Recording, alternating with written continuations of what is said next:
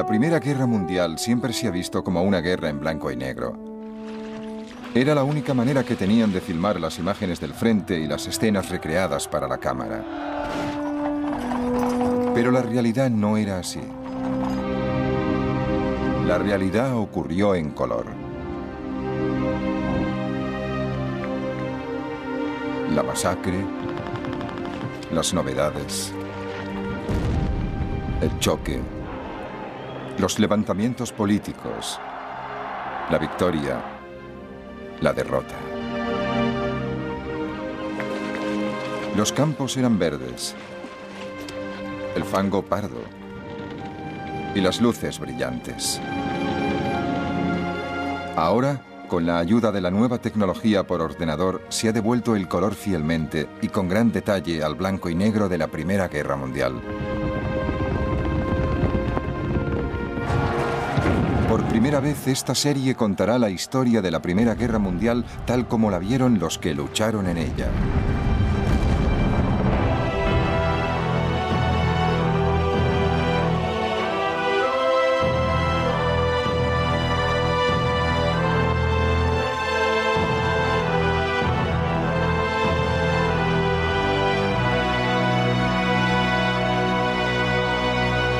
Primera Guerra Mundial en color.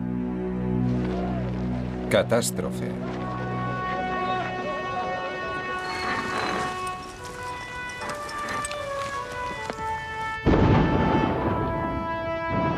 La Primera Guerra Mundial fue una guerra a una escala que nadie había conocido o imaginado hasta entonces.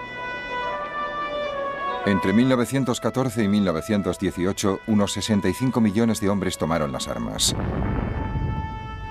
10 millones murieron en la batalla. 20 millones quedaron irremediablemente heridos física o mentalmente.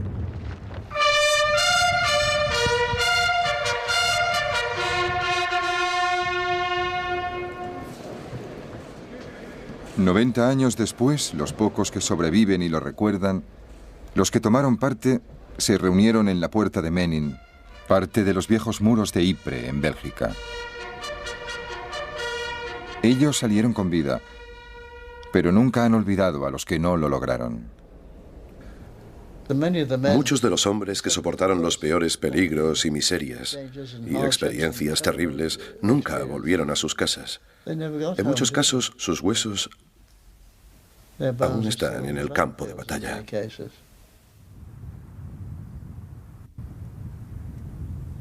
Los demás millones que murieron en esa guerra eran estadísticas para recuento de futuros historiadores. Los que importaban eran los amigos, los hombres que cada uno tenía al lado, los que estaban en la misma trinchera, los del propio escuadrón. Los 5 formábamos un pequeño grupo y eso era lo que más me preocupaba. Cuando mataban a 4 o 5. Solo recuerdo sus apodos: Maud, Alan, Jack, Jill. Es lo único que recuerdo. Ojalá recordara sus nombres.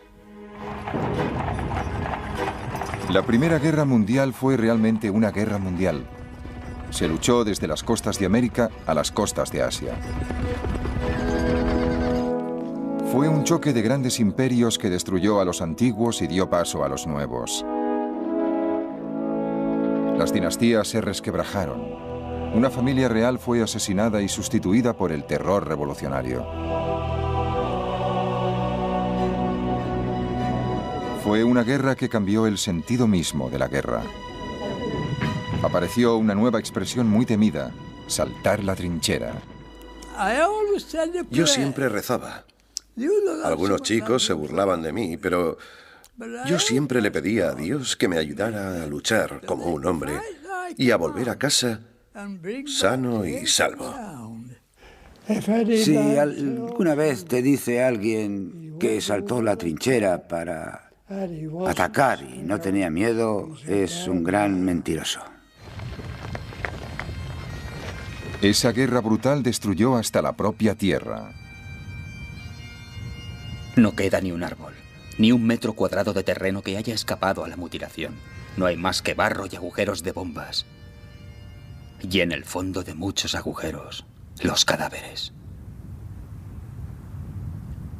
Había armas horribles, minas enormes,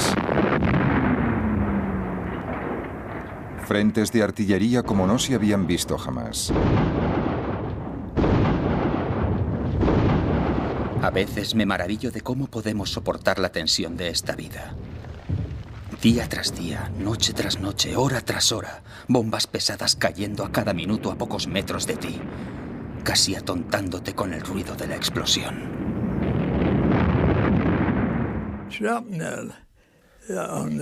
El frente era algo horrible.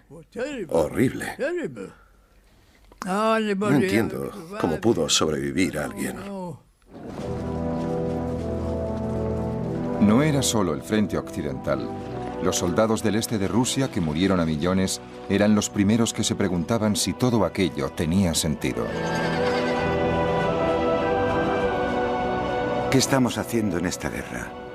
Por mi sección ya han pasado cientos de hombres y por lo menos la mitad han terminado muertos o heridos en el campo de batalla. ¿Qué quedará al final de la guerra? El descontento favoreció las bases para una revolución que conmovió al mundo. Esto ya no es una capital, es un nido de ratas. Nadie trabaja, las calles están muy sucias, hay montones de basura apestosa en los patios. Me duele reconocer lo mal que está todo.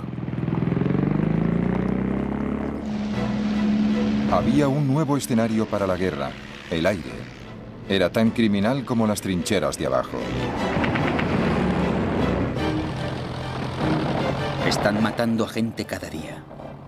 Mi mejor amigo estaba ahí una noche y al día siguiente en la comida ya no estaba. Estaba solo, luchaba solo y moría solo. Di un beso a mi madre. Lo recogí todo y le dije, adiós, mamá. No creo que volvamos a vernos. Las innovaciones tecnológicas eran fascinantes. Había aviones que despegaban desde la plataforma de un barco. Había aparecido el portaaviones. Lo primero que tuvimos que hacer fue aprender a despegar del puente frontal y a aterrizar de nuevo. Recuerdo que el capitán decía, es lo mismo que si os pusierais una pistola en la cabeza. Había naves de guerra enormes, pero curiosamente solo hubo una batalla naval a gran escala. En lugar de eso, se usó por primera vez a gran escala un arma muy traidora, el submarino, o barco bajo el agua, como lo llamaban los alemanes. Era tremendamente destructivo. Lo que aún hoy en día impresiona fue el coste en vidas humanas. Los nombres de los campos de batalla perduran en la memoria. Ypres, Verdún, el Somme, Passchendaele. Quienes lucharon en esos lugares fueron testigos de un sufrimiento nunca visto. Encontramos a un soldado de Cornwalls. Estaba destrozado por la metralla desde el hombro hasta la cintura. Tenía las entrañas en el suelo. A su lado había un charco de sangre y cuando nos acercamos a él pidió que le rematáramos. Antes de poder rematarle, al cabo de 30 segundos, ya estaba muerto. Y la última palabra que dijo fue madre.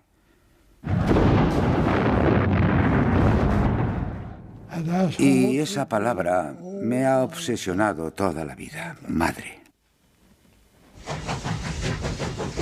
Por fin, en noviembre de 1918, a las 11:11 del mes número 11, callaron las armas. Todo se detuvo. Y quedó algo que solo puedo definir como un silencio mortal. Y todos nos quedamos quietos. Nos miramos unos a otros porque de repente nos dimos cuenta de que no teníamos objetivos, no teníamos nada que hacer. Al final de la guerra, los humanos habían vivido la experiencia más devastadora de la historia.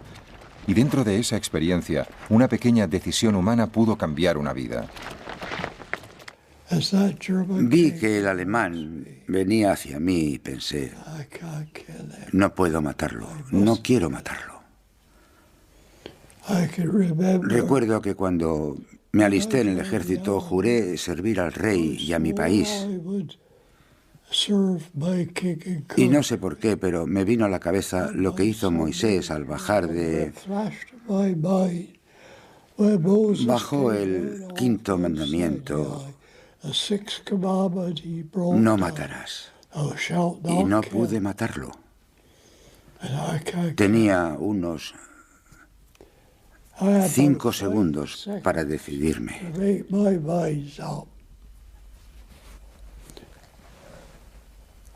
Le disparé por encima del pie y por encima de la rodilla. Le tumbé, pero no le maté.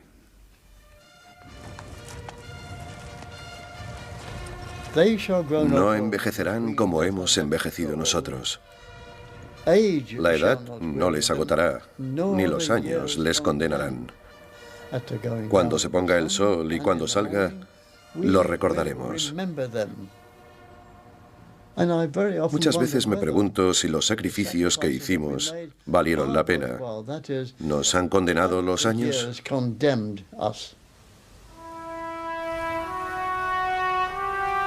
Pero ¿cómo empezó todo?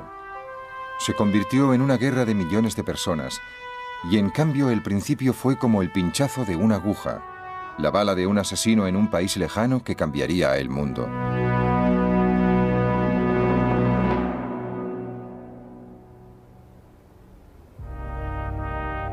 El 28 de junio de 1914 en Sarajevo, la capital de Bosnia. Lanzan una bomba a un coche. La bomba no alcanza a los ocupantes, que son el archiduque Francisco Fernando, heredero del trono de Austria, y su esposa. La pareja real continúa con su visita oficial. Pocas horas después, el coche se detiene de nuevo y esta vez disparan una pistola. El príncipe de la corona de Austria y la archiduquesa Sofía son asesinados. Según los informes, el asesino forma parte de una organización terrorista respaldada por el gobierno de la vecina Serbia. Austria está de luto y decidida a castigar a los serbios. Aunque pocos se dan cuenta, ha empezado la cuenta atrás para la guerra. Cuando ocurrió lo de Sarajevo, la gente no se preocupó mucho. En los Balcanes pasaban cosas así constantemente. Era muy desagradable, pero desde el punto de vista británico se trataba solo de unos salvajes pintorescos con enormes y brillantes galones y unos nombres impronunciables. Y a nadie le preocupaba demasiado. El asesinato de Sarajevo parecía simplemente una pequeña interrupción en la época dorada de Gran Bretaña. En 1897, la reina Victoria celebró su jubileo de diamante. ¿Cómo aplaudieron a mi querida reina? Sentí un gran agradecimiento y una gran satisfacción por haber presenciado con mis hijas, mi marido y mis hijos esta gran, extraordinaria celebración.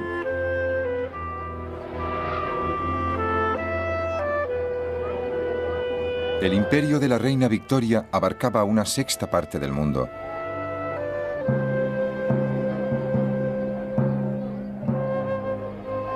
Los británicos se sentían los amos en el extranjero y una nación comercial y pacífica en su país.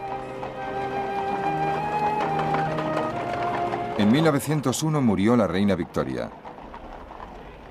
Fue el final de una época. Londres es casi una ciudad de difuntos. Es como si la mano de un mago hubiera detenido de repente esa alegre vitalidad que corre por las venas de la gran urbe.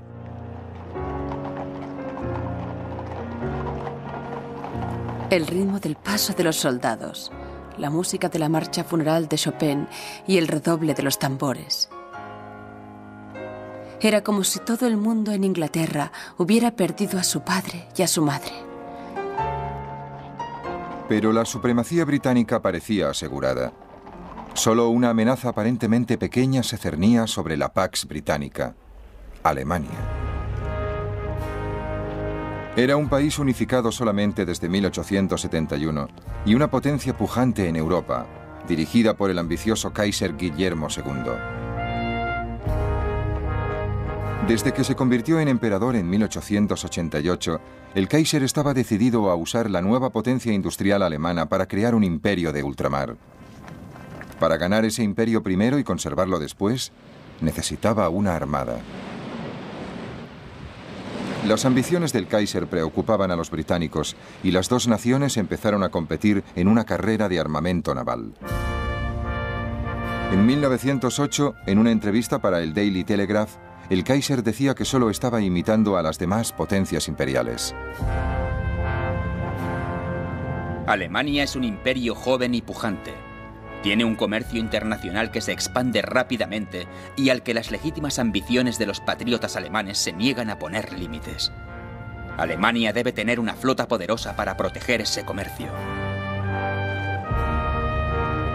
La aparición de Alemania había reestructurado el mapa europeo.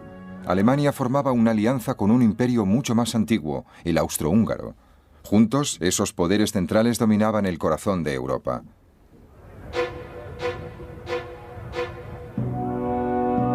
Pero la dinastía austríaca de los Habsburgo se estaba pudriendo desde dentro. Hasta los miembros de la familia real lo sabían. La fe en su propia importancia que perdura entre los Habsburgo pesa como una losa sobre Austria y es la causa de su decadencia moral. La oposición a Austria y Alemania la formaban la llamada Triple Entente de Gran Bretaña, Rusia y Francia.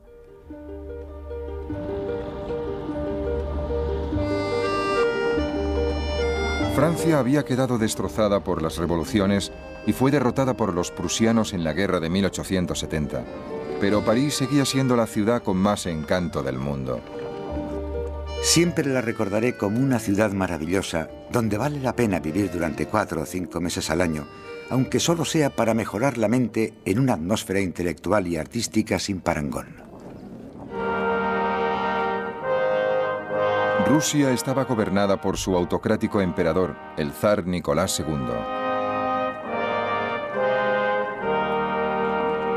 Los rusos habían sido derrotados por Japón en la guerra de 1904-1905 y eso había provocado un primer intento fallido de revolución. La amargura de muchos rusos está resumida en una petición de los trabajadores al zar. Nos vemos obligados a mendigar. Nos vemos oprimidos. No se nos reconoce como seres humanos, se nos trata como esclavos. No tenemos ninguna fuerza, soberano. Se nos acaba la paciencia. Estamos llegando a ese punto terrible en que es mejor la muerte que seguir con este sufrimiento insoportable. Pero 6 años después, el zar y los líderes nombrados por él creían que el país volvía a estar controlado. Cada año de paz hace a Rusia más fuerte, no solo desde el punto de vista militar y naval, sino también desde el punto de vista económico y financiero. En 1914, aunque las voces que reclamaban un recorte de los poderes del zar se hacían oír cada vez más, Rusia era más fuerte que nunca. Mientras Rusia representaba al viejo mundo, al otro lado del Atlántico estaba el nuevo, Estados Unidos de América. Era un país democrático, descarado, optimista y a miles de kilómetros de distancia de las disputas que recorrían Europa. En su discurso inaugural de 1905, el nuevo presidente, Theodore Roosevelt, retrató su visión de un país bendecido por Dios. Queridos compatriotas, ningún pueblo de la tierra tiene tantos motivos de gratitud como el nuestro. A nosotros, como pueblo, se nos ha concedido poner los cimientos de nuestra vida nacional en un nuevo continente. Somos los herederos de la historia y, en cambio, no tenemos que sufrir ninguno de los inconvenientes que impone a los países más antiguos la mano muerta de una civilización desaparecida. En 1914, Estados Unidos se hallaba a años luz de distancia del conflicto que estaba a punto de devorar Europa. El 28 de julio, exactamente un mes después del asesinato del príncipe Fernando por nacionalistas serbios, según los austríacos, Austria declaró la guerra a Serbia como venganza. Los austríacos se entusiasmaron, pero el complejo juego de alianzas europeas iba a desencadenar una catástrofe imparable. Salió a relucir todo el juego de las relaciones europeas. Resultó que Rusia era aliada de Francia, que nosotros éramos aliados de Francia y que Alemania era aliada del Imperio Austrohúngaro. Y estas relaciones, en lugar de frenar el proceso de la guerra, en cierto modo fueron las que llevaron al estallido del conflicto. Cuando el ejército austríaco invadió Serbia, los alemanes advirtieron a Rusia que si intervenía en la guerra a favor de los serbios, Alemania entraría en guerra con Rusia.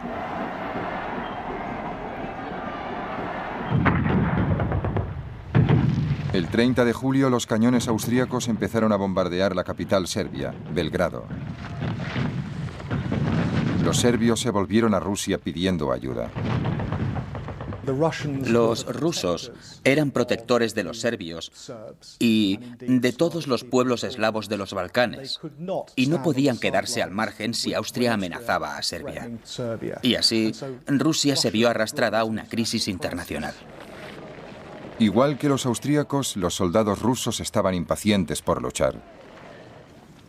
El espíritu de los soldados es excelente. Están animados por la firme creencia en la verdad y el honor de su causa. Y por suerte, no hay ningún motivo de nerviosismo o ansiedad. Entonces Alemania declaró la guerra a Rusia. Sin embargo, sus motivos eran otros. Su agresión había dejado al país cercado por la alianza entre Rusia, Francia y Gran Bretaña. La guerra llegaba en el momento más adecuado.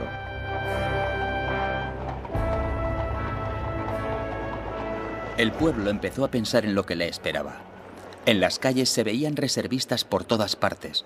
Parecía que la gente estuviera dispuesta a entrar en guerra a la menor señal. Yo me preguntaba si esta exhibición de espíritu militar era una forma de darse valor o un sentimiento auténtico. Nadie podía imaginar realmente lo que nos traería una guerra. Francia, ante la provocación de Alemania, movilizó sus tropas. El comandante en jefe francés, Joseph Joffre, llamó a sus soldados al orden, pero algunos solo se encontraban confusos. Guerra. Todo el mundo lo sabe. Todo el mundo lo dice. Sería una locura no creerlo. Guerra. La gran guerra europea. No, no puede ser verdad.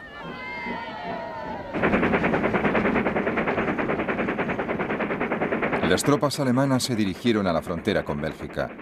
Los estrategas alemanes consideraban que un ataque rápido a través de Bélgica sería la forma más sencilla para entrar en Francia y adueñarse de París. El 3 de agosto, un lunes festivo, los británicos recibían la noticia sin poder creerla. Esta mañana, a la hora de desayunar, nos enteramos de que se ha declarado formalmente la guerra entre Francia y Alemania. Alemania ha declarado a Bélgica que si sus tropas pueden pasar sin ser molestadas por territorio belga, protegerá sus intereses en el tratado que se firme al final de la guerra. Bélgica se ha negado indignada y el rey de los belgas ha pedido ayuda al rey Jorge de Inglaterra. Había una fuerte corriente de simpatía hacia los belgas en Gran Bretaña y mucha gente decía, por Dios, ¿nos vamos a quedar de brazos cruzados o actuaremos como gente decente? El 4 de agosto, el ejército alemán entró en Bélgica. Por fin, ya tengo órdenes. Por favor, mamá, intenta no perder nunca de vista lo que yo he comprendido. Si en estos momentos pensamos en nosotros mismos y en nuestros seres más cercanos, seremos mezquinos y débiles. Debemos mantener una visión amplia y pensar en nuestro país, en nuestra patria, en Dios. A medianoche del 4 de agosto, Gran Bretaña declaró la guerra a Alemania. Para entonces todas las naciones de Europa habían sido arrastradas a la confrontación. Pero la creencia general era que todo habría terminado para Navidad.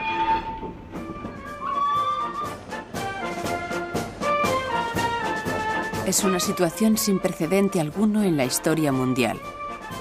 Se cree que cuando empiece la guerra, 14 millones de hombres se verán implicados en el enfrentamiento.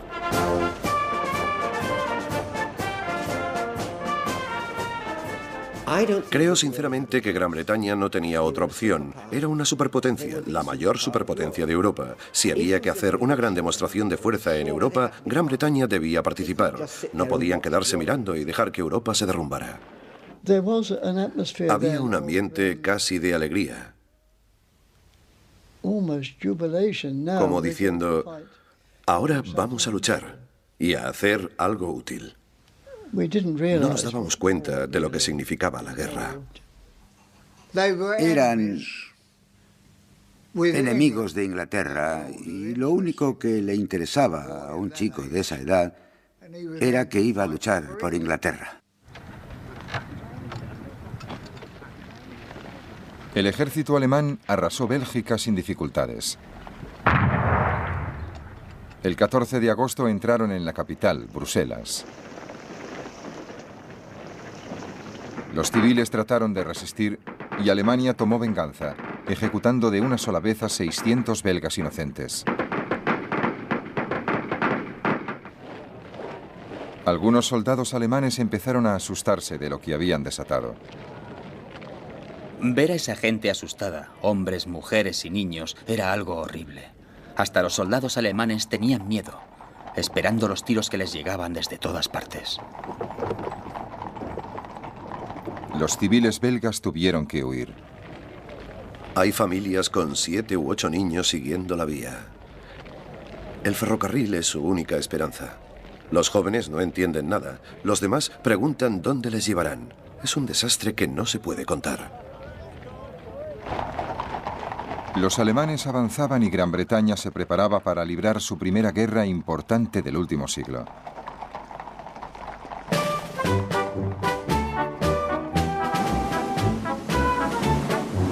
Desde hacía más de 100 años, desde la batalla de Trafalgar, la Armada británica había dominado el mar.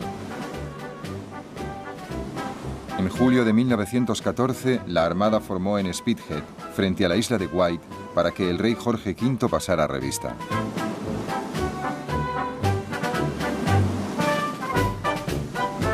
Era una imagen impresionante, pero el ejército británico siempre se había visto mucho menos importante que la Armada, y era mucho más reducido que sus rivales del continente europeo. En otoño de 1914, el primer ministro británico, Herbert Asquith, explicó al pueblo de Gran Bretaña y a su imperio que se enfrentaban a la mayor emergencia de su historia.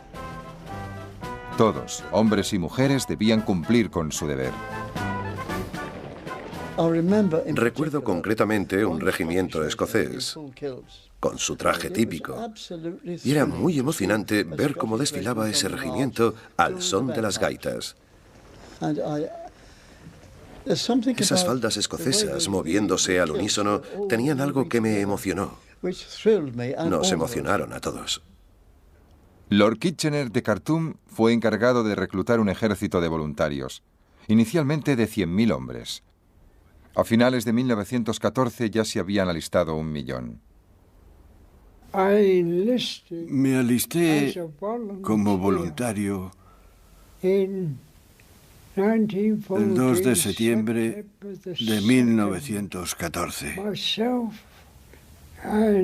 Unos 30 compañeros de trabajo se alistaron conmigo, todos juntos.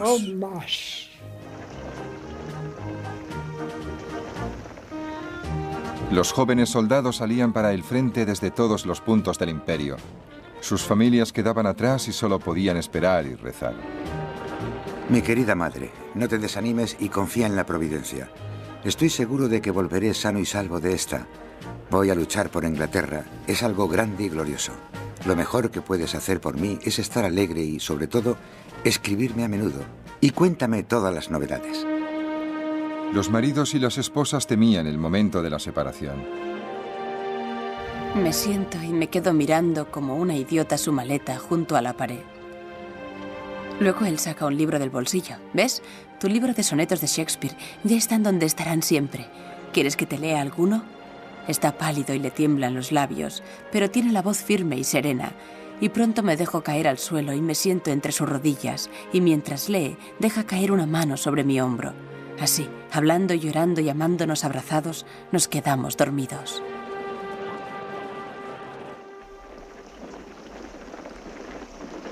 El alto mando envió la fuerza expedicionaria británica a Bélgica para detener el avance del ejército alemán. El 23 de agosto chocó literalmente con los alemanes en la ciudad de Mons. Su primer día de combate les sorprendió. La infantería enemiga avanzaba, según uno de nuestros soldados, en columnas de amasa. Se derrumbaban, cegados rápidamente. Venían en oleadas, con valor y sin desfallecer, cayendo en cuanto llegaban a la línea frontal de muertos y heridos. La rapidez con que disparábamos nos sorprendía a nosotros mismos, y hasta el peor tirador daba en el blanco, porque solo tenía que disparar contra la masa de uniformes marrones. Esas tácticas nos fascinaban, y después del primer impacto, al ver a los hombres caer impotentes bajo nuestro fuego, nos dieron una gran sensación de poder y de placer. Era tan fácil. Pero aunque los británicos no perdieron terreno y causaron una enorme cantidad de bajas en Mons, las fuerzas francesas retrocedían en el frente y los aliados tuvieron que emprender una retirada general. El ejército alemán siguió avanzando a través de Bélgica y entró en Francia.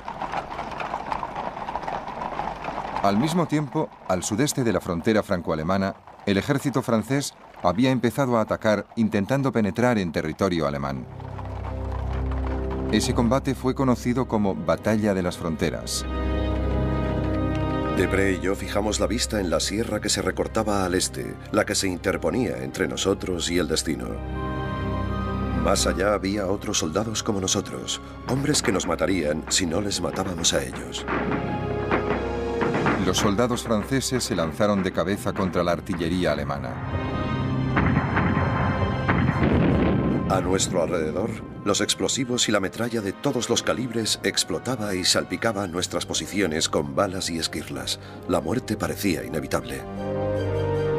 El ejército francés fue rechazado y el ejército alemán pasó a la ofensiva. La batalla de las fronteras se convirtió en un desastre para los franceses. Los franceses perdieron unos 200.000 soldados solo en el primer mes de la guerra.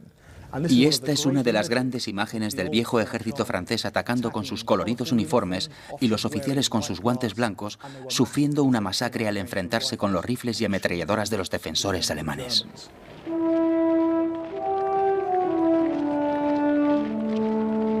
Miles de franceses cayeron prisioneros y los soldados alemanes se adentraron cada vez más en Francia. París ya estaba a la vista, pero para llegar tenían que cruzar antes el Marne, a 50 kilómetros de la capital francesa. El comandante en jefe francés, el general Joffre, recibió una llamada desesperada del gobernador militar de París, el general Gallieni. Nuestra artillería es anticuada, las municiones escasas, las tropas insuficientes y de baja calidad. Tenemos poca capacidad para resistir.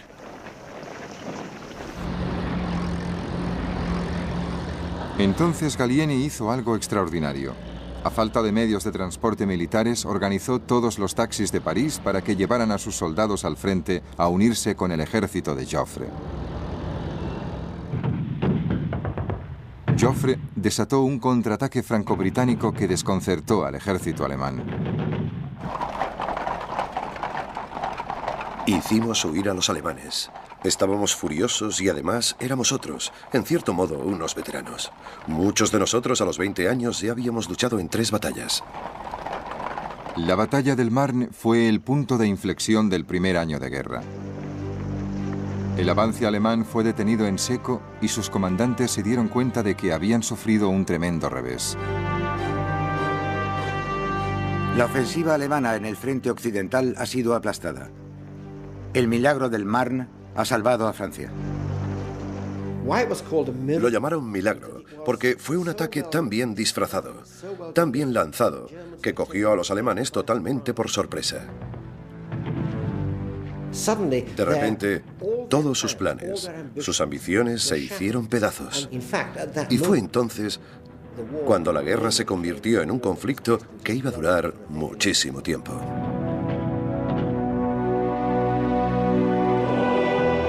Al mismo tiempo, en el frente del este, al otro lado de Alemania, las primeras semanas de guerra habían sido testigos de rápidos ataques y contraataques de Alemania, su aliado Austria y su contrincante Rusia.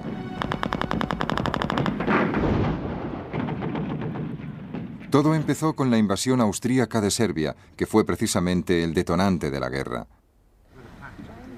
La invasión no fue tan fácil y tranquila como esperaban los austríacos. Cuando los austríacos invadieron Serbia, iban muy decididos a castigar a esos malditos monos balcánicos y a demostrarles lo que valía un ejército poderoso. Pero olvidaron que los monos balcánicos llevaban mucho tiempo en guerra y tenían más experiencia que los pobres austríacos. Nunca habían librado una guerra. Solo una muy pequeña en Bosnia hacía 25 años. Maniobraron con muchas pretensiones al atacar Serbia y salieron bien escarmentados.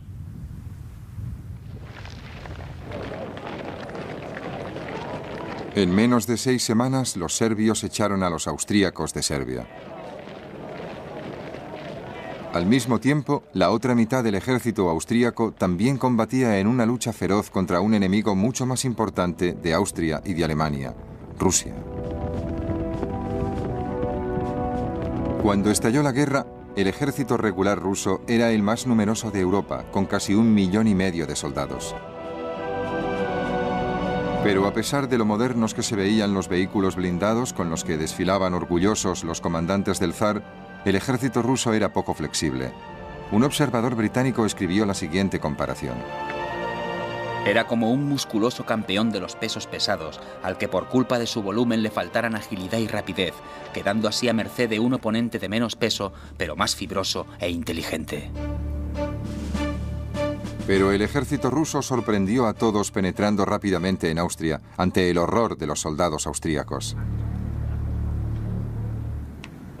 Para nosotros fue un golpe tremendo saber que los rusos habían penetrado tan a fondo.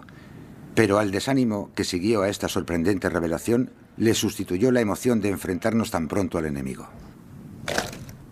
Fritz Kreisler entró pronto en combate.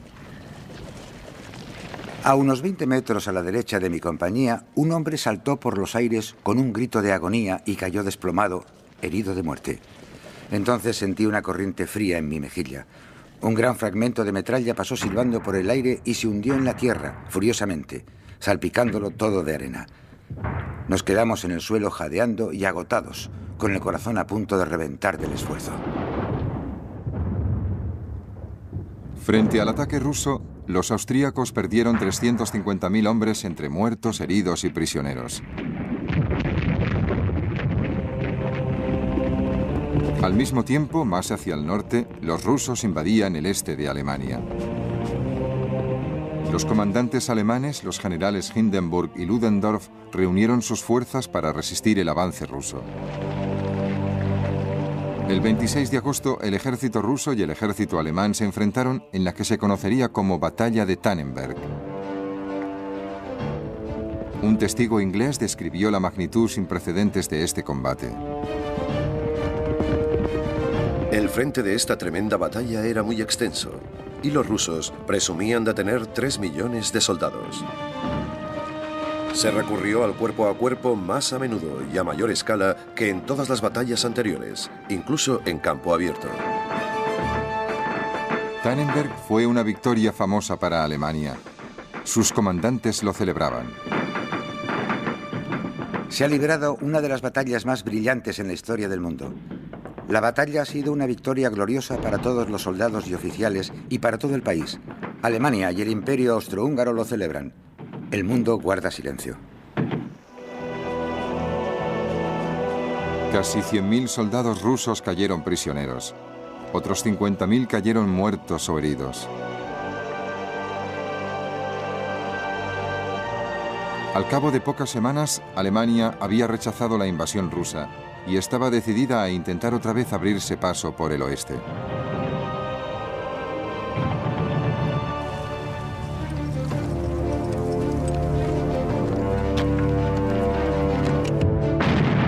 El 19 de octubre de 1914, los alemanes atacaron a las fuerzas franco-británicas en la ciudad de Ypres, en Bélgica.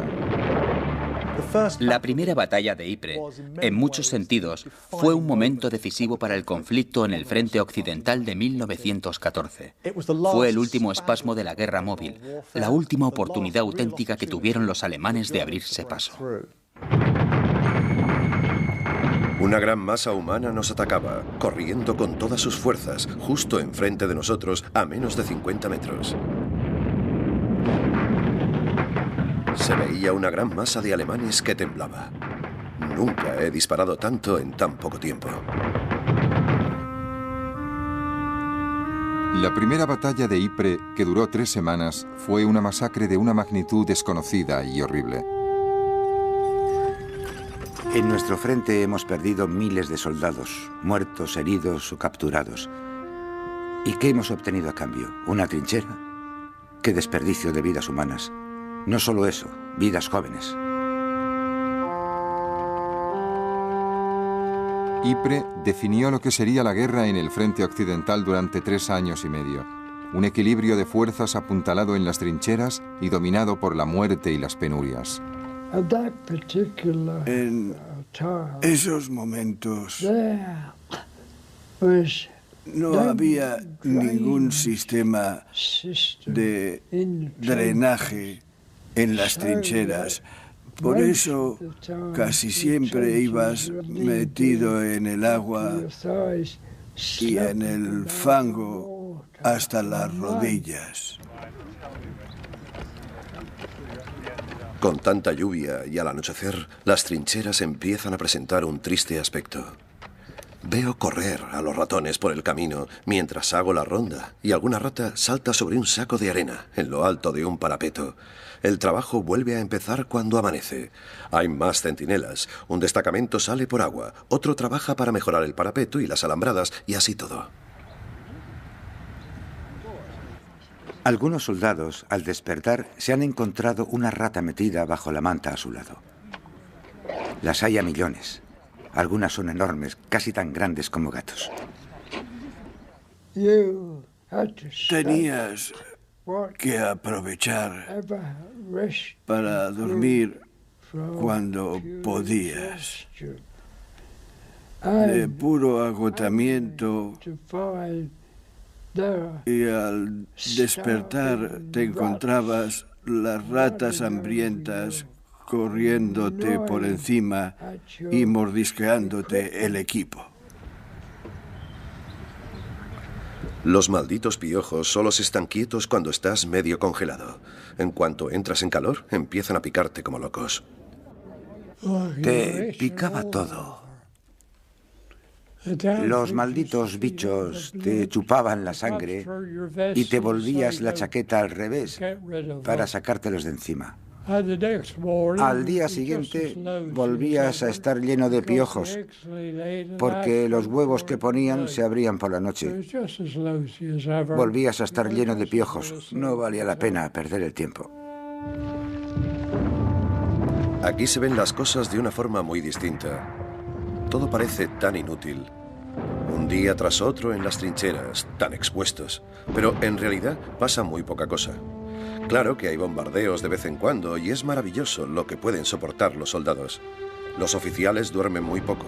Siempre hay rondas de vigilancia, siempre atentos a la menor señal de ataque. El otoño de 1914 daba paso al invierno y los hombres del frente cada vez creían menos en las promesas de una guerra corta. No sabes lo aburrido que es esto de las trincheras, ni lo mucho que ataca los nervios, ni lo lejos que vemos el final de la guerra. Parece que la guerra tendrá que seguir hasta que los alemanes estén exhaustos, lo que puede llevar algún tiempo. Mira, Flum, esta guerra es horrible, y ahora que han empezado a usar granadas y bombas con mucha frecuencia es peor que antes. Algunas de las líneas están a unos 25 metros de distancia y están llenas de agua y de fango. Hace mucho frío y mucha humedad. Y estoy seguro de que a ninguno de los 10 millones de soldados que luchan en esta guerra les parecería mal que se firmara la paz mañana mismo. En la Navidad de 1914, esas ideas de paz provocaron uno de los incidentes más notables de la guerra. En algunas zonas del frente, los soldados dejaron las armas y se encontraron en tierra de nadie.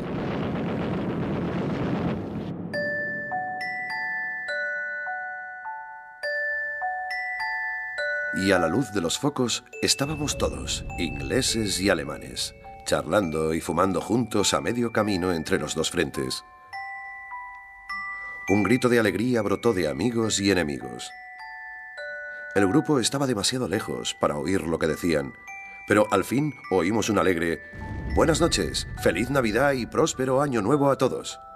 Y con eso volvimos cada uno a nuestras respectivas trincheras.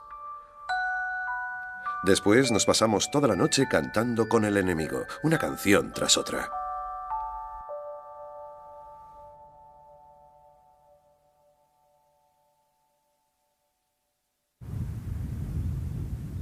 Los altos mandos de ambos bandos se aseguraron de que esas confraternizaciones no se volvieran a producir. Los soldados que se habían lanzado a la guerra empezaban a ser conscientes de la situación en la que les habían metido sus líderes. En esa época no teníamos el cerebro, como diría, lo bastante desarrollado como para comprender lo que era la guerra, y todo el mundo decía que para Navidad habría terminado. Y llegó la Navidad y no se terminó.